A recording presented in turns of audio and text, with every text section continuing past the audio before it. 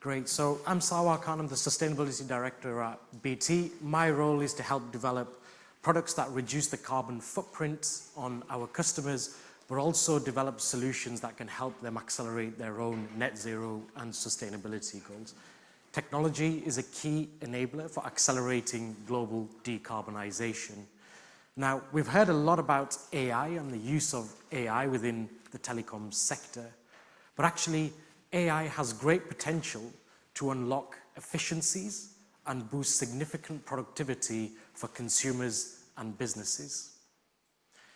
AI actually has the ability to reduce global carbon emissions by 10% by 2030.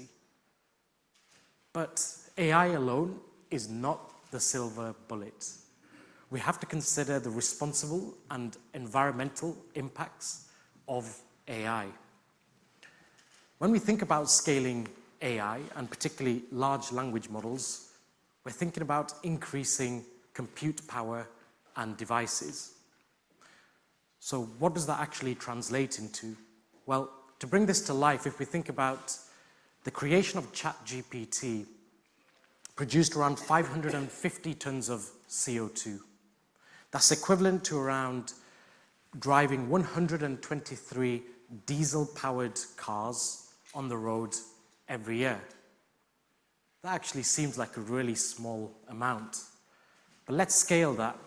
Let's move that on to 1.5 million AI servers globally on an annual basis. And the electricity consumption of those ramps up to around 85 terawatt hours per year. That equates to the electricity consumption of many small countries. And that's still a relatively small number. So with more servers, more devices means more data centers. So we've already seen an increase in data center builds by the hyperscalers. And we've also seen a lot of regions kick back against data center builds. So we've seen new measures introduced by the likes of Germany and Singapore to curb data center build because they have real concerns over energy security as well as their own environmental plans to get to net zero as a nation. The deployment of those data centers and AI tips them in the wrong direction. But if you look at the results from Google's environmental report yesterday, they announced a 48% increase in carbon emissions over the last 5 years as a result of customers using AI. 4 weeks ago, Microsoft announced a very similar number. There were around 30% increase in carbon emissions over the last 3 years as a result of energy use from customers deploying AI models on Microsoft. So that's the data center environment. So if we take that one step lower, what's the impact of AI on networks? Well, COVID taught us a lot, actually. Fascinatingly, we saw network traffic increase, but energy consumption remained relatively flat. And we could be forgiven for thinking that's going to be the same when we see organizations deploy AI at scale. But AI models are completely different beasts. They operate very differently to standard models. They can cause a surge in unpredictable network traffic, which causes a peak in electricity consumption. Once you have that peak electricity consumption, as I say, it's unpredictable, that then creates a problem from a decarbonization perspective, both for the telecom operator and for the end customer. For the telecom operator, that surge in power increase causes an increase in their scope 2 emissions. That's their direct emissions from electricity usage. And for the end customer, it increases something called their scope 3 emissions, i.e. their digital supply chain carbon emissions. And with those numbers going up, we're starting to hear a lot of organizations debate whether they reach a crossroads between being able to accelerate digital technologies and AI, as well as achieve their net zero and sustainability goals. So as a sector, we have a hugely important role to play in helping our customers accelerate AI in a responsible and sustainable way. So how do we do that? Oh, we'll come back to that. I did have one slide. So there's there. 3 key principles. So the first one is we need to be able to help our customers measure the carbon impact of their digital value chain end to end. Everything from their networks to their endpoint devices, through to everything that's residing in the cloud. And that's relatively easy for where there's physical infrastructure. So if you have CPE devices going in, you can leverage standards like ISO 14040 to extract the carbon footprint data estimated from everything from raw material extraction through to end of life and estimates for the in-use phase.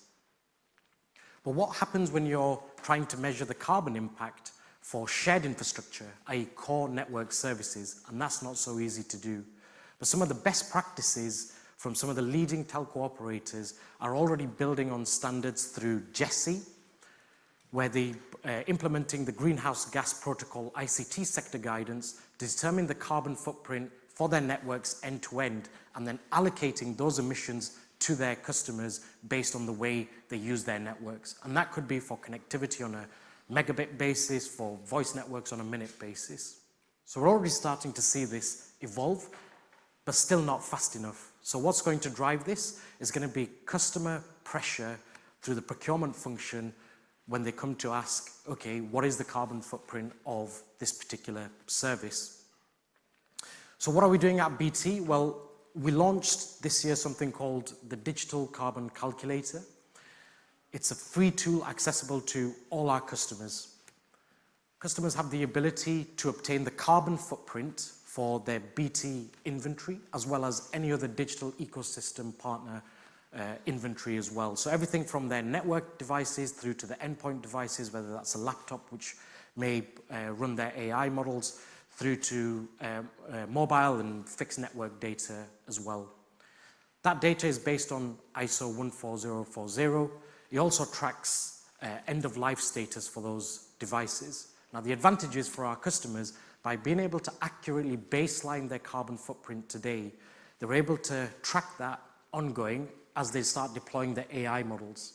As I said, more devices means more inventory, a higher carbon footprint. But that data provides them with the incentive and the visibility to be able to measure and start making some informed decisions around how to drive sustainability within their digital environment. So that's the Digital Carbon Calculator. The second principle is around optimization. So I said earlier that AI is a completely different beast. It operates very, very differently, very unpredictable. So telcos have a really important role to play, and I think it was called out earlier by Telenor and the Red Hat team to say this is a great opportunity for telcos to support their enterprise customers accelerate AI, and that's through optimization. So how do we do that? Well, the first thing is it's a great opportunity for enterprise customers to come to telcos and present their plans for their AI models, because the telcos are best placed to give some guidance around network capacity and planning, smoothing some of those demand curves, looking at the distribution of data from networks to the edge and ultimately to the cloud, and what is the most efficient way of doing that. And that creates a service opportunity for telcos to drive value for enterprise customers. The third pillar is about removal, and it's about the unavoidable emissions. Let's be honest, if we're going to deploy AI and large language models, we're going to have more devices on the ground. But the sector has a responsibility to manage that more efficiently. In fact, over the next 5 years, e-waste will be the fastest growing waste stream in the world. So there's a huge responsibility to help customers manage that. So how do we do that? The first point is helping customers manage take-back of those devices at the end of life and disposing of them in a responsible way. And there are a lot of take-back incentive schemes and partner incentive schemes being developed between the OEMs and the telcos to help customers get those devices back in and recycled or refurbished in a responsible manner. We may also see the emergence of new business models. So as a service is becoming a bigger focus point within the telco sector. I come from the energy sector, and energy as a service has been around for many years, but as a service has the ability to enable the operator to effectively own and manage the device on behalf of the customer and manage the take back at the end of the scheme. So we'll see a bigger demand for that over time.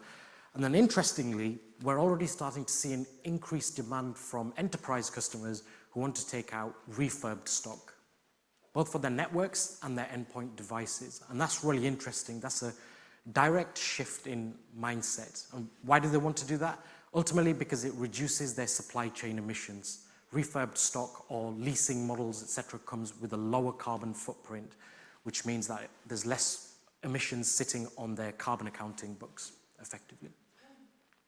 So those are the three key principles for telcos to support enterprise customers, accelerate AI in a sustainable and responsible way.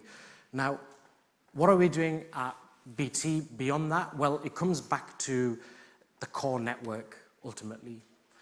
Driving energy efficiency within the core networks has a net positive impact on customers who are using those networks to scale AI. And we refer to that as a platform for good. So at BT, we recently launched something called Global Fabric. Global Fabric is our new international network which connects customers to the multi-cloud in a secure, scalable, and sustainable way. We deliberately embedded sustainability into the heart of the network architecture, ensuring we selected devices that could do more for less, i.e. 16% reduction in the number of devices going into our new network versus our existing MPLS network. That leads to a 79% reduction in electricity, an 80% reduction in carbon footprint. And ultimately, it's our customers who benefit, because as we increase energy efficiency, it's a lower carbon footprint, Scope 3 supply chain impact on our customers. And Global Fabric will be used as the platform for scaling AI into the cloud. So that's it from me, and I've left hopefully enough time for some questions.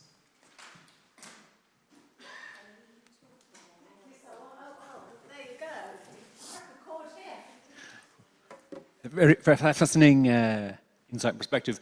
Do you have a sense of how much of the CO2 costs are down to active devices versus cooling, for example? And what proportion is just making data centers and sites cooler? More efficient, yes, yeah. So there's definitely substantial gains to be had in the data center environment. So we're starting to see innovations in the cooling space in particular. Just to give you some proportions, typically HVAC accounts for around 40% of the energy consumption in a data center. So obviously, being able to tackle data centers and the cooling side of things will provide gains in terms of carbon emissions reduction.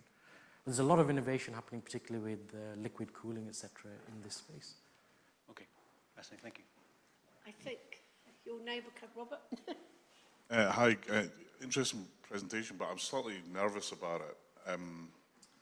So let's wind back to 1990, and we're writing internet standards, right?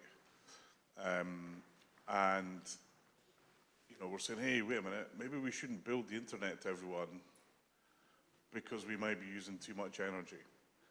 And it turns out, actually, the internet saves us an insane amount of CO2. If we didn't have the internet today, or we didn't have the network today, it would be mind-blowing. So what makes me nervous about your presentation is you talk about the cost without talking about the benefit. So, hey, we're putting all these AI things out. They're not going in for fun. They're going in because they're going to make a difference. And I believe hugely they're going to take carbon out. Yeah. So should we not do that? Really good question. So I said earlier in my presentation that AI can do more good, and the research shows by 2030 AI has the ability to cut 10% of global greenhouse gas emissions. So absolutely, we believe AI can accelerate decarbonization globally. It can increase productivity for businesses, but we still need to think about it in a responsible way. And Neil, I speak to a lot of CIOs and CTOs, and they're oblivious to the fact that they have a role to play actually in making sure that it is deployed in that manner.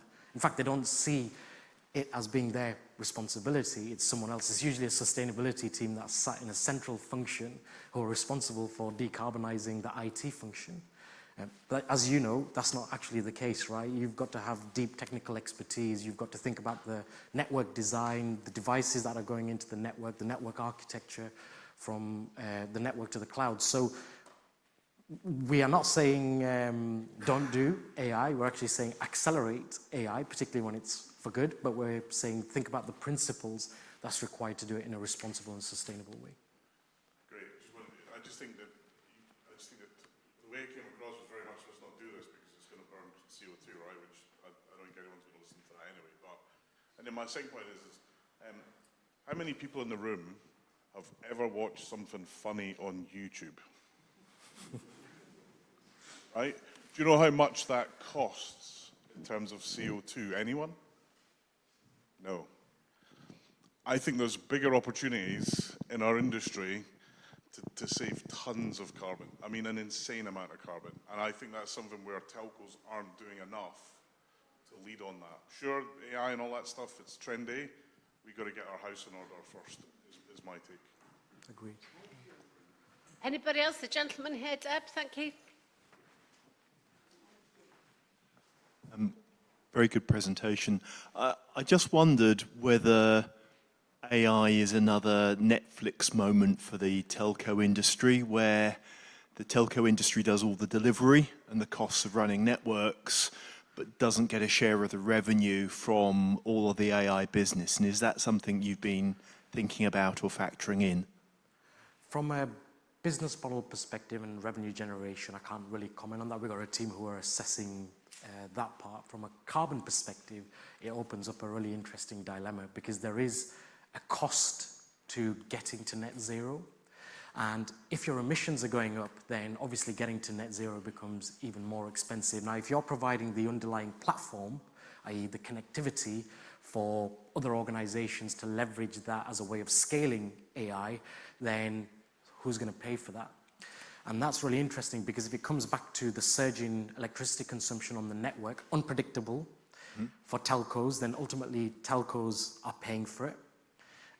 But we've got to think about the net value back to the customer. So going back to those three principles, if we're able to help customers optimize their AI models in a way that they can scale AI sustainably, then it's a win-win situation, particularly when they start realizing the benefits around productivity, as Neil says, the carbon emissions reductions and so on. So our principle here is, yes, there is a cost to carbon, particularly as others utilize our networks, but if it can do more good, then that's an opportunity for the telcos. Thank you. Anyone else? Any more? May I ask you something, please? Sorry, Yes. it's a bit of a sneak up from behind. I've written quite a bit about Scope 3. Yes. And that does seem to me to be quite a tricky business. So not only are you only, like Neil suggests, trying to look forward and help your customers save energy and be more green, but actually you need to drive how the greenness, if you like, the sustainability of the entire supply chain. Yes. And supply chains can be very long and very complex. Yeah. And I think this is going to be really hard.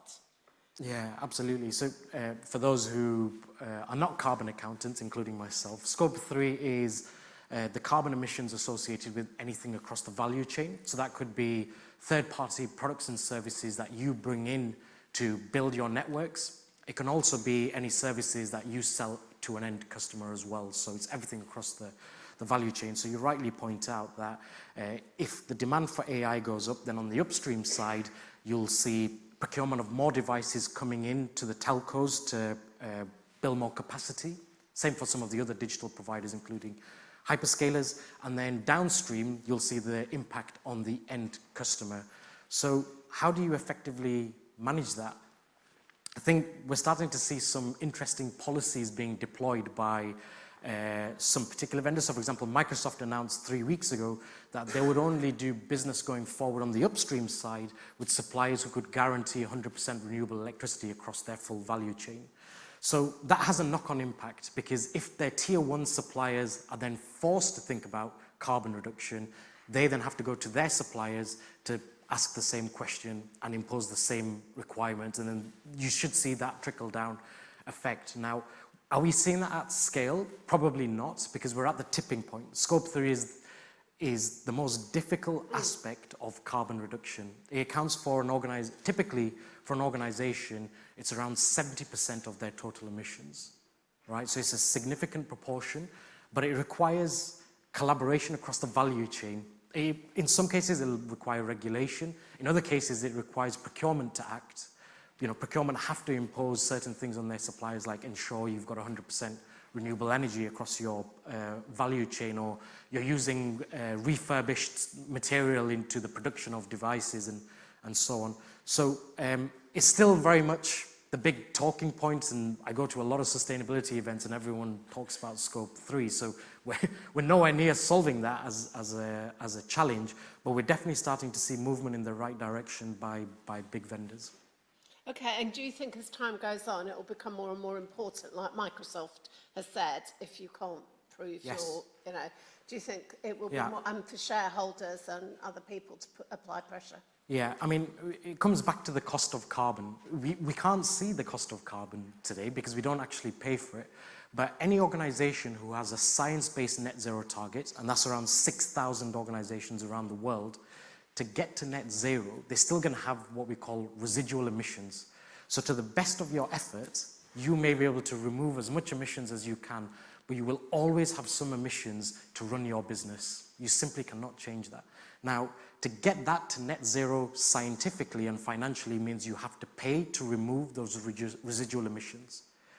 If you still have Scope 3 supply chain emissions sitting up here, that's a very costly exercise. So what you'll start seeing, and if you already are not seeing it, is pressure from your enterprise customers in the procurement function saying, talk to me about how you're going to reduce your carbon footprint for the services you're providing me as part of a managed service contract over the duration of the contract. And I've started to see that. And in fact, I've seen an exponential growth over the last year as organizations start grappling with how they're going to achieve Scope 3 emissions reduction. Okay. Any more questions from anyone out there?